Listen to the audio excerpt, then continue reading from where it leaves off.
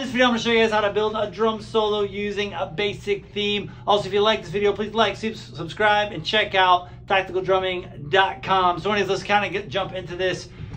So basically what I'm doing in these solos, and the best way to develop, or a way to develop solos, is to create themes. And what I mean by that is some sort of repetitious pattern, like a motif that would be used in rock music, or a riff, call it what you will, that you repeat over and over again. You do that for like one bar, and then the second bar, you're gonna fill up kind of some of the space. So in the example that I played at the very beginning here, the pattern that I'm playing sounds like this. It goes, right? So when I come up with that ba, ba, 3, 4, ba, ba, 3, 4, ba, ba, 3, 4, ba, ba, 3, 4. So I've got a rhythmic motif, and then all I'm doing is filling in the remainder of that stuff. So one example of this is I'm just going to keep my hands going right, left, right, left, right, left, right, left, right, left, right. Right, so I'm in this case, I'm going to keep it real simple. I'm going to play that floor tom and the high tom when I play this groove, and you'll hear the theme over and over again, and you'll just hear 16th notes in between. So 1, 2, ready, and...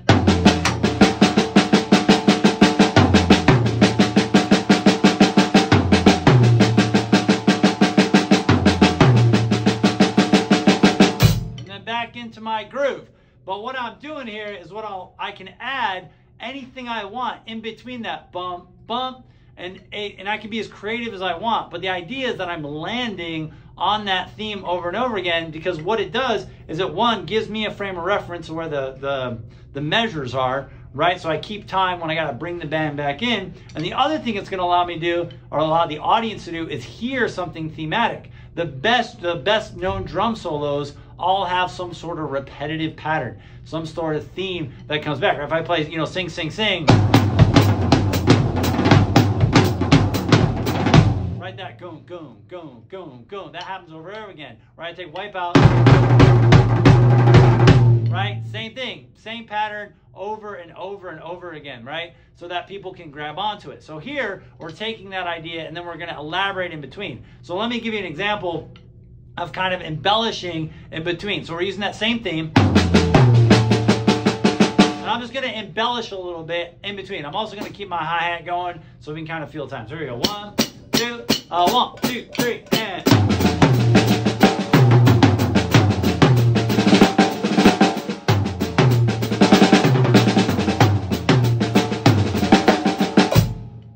You kind of get the idea, right? So this stuff in between, that's really where your chops and vocabulary are going to come through.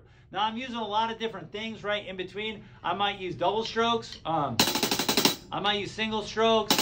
But the other thing I want to bring attention to, and that is accents, right? So accents are going to be a core part of any groove. And you'll notice even when I'm playing my theme,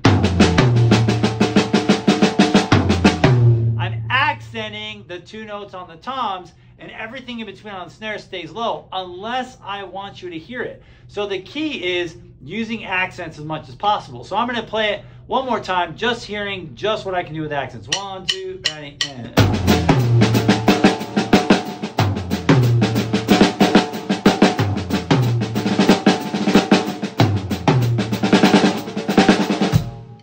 Right, so the accents basically are creating this musical interest, right? These different things and different patterns. Now the last thing is I can change those patterns up, right? Obviously I don't need to always play boom, boom, booga, booga, booga, booga, right? I could use other rhythmic patterns, like, you know, maybe my pattern will be like, and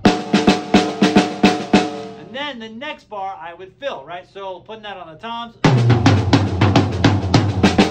then I would play a bar of something I want, and then I'd come back to it, a bar of something I want, and then I would go back into the groove. I'll try that, show you that kind of in context, nice and slow. 1, 2, 1, 2, ready, and...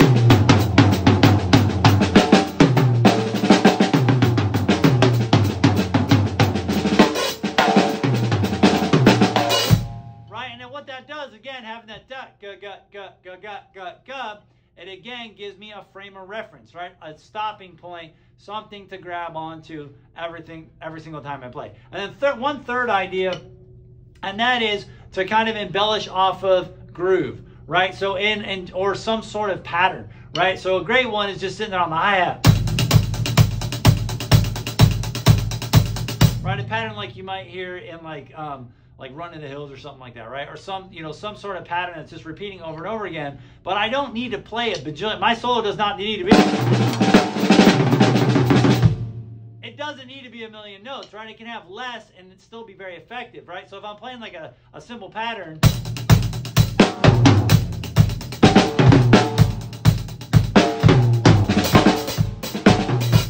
But the key here is you'll notice, again, I'm using accents and creating variety. And while I'm doing that, I'm maintaining that 16th note pattern.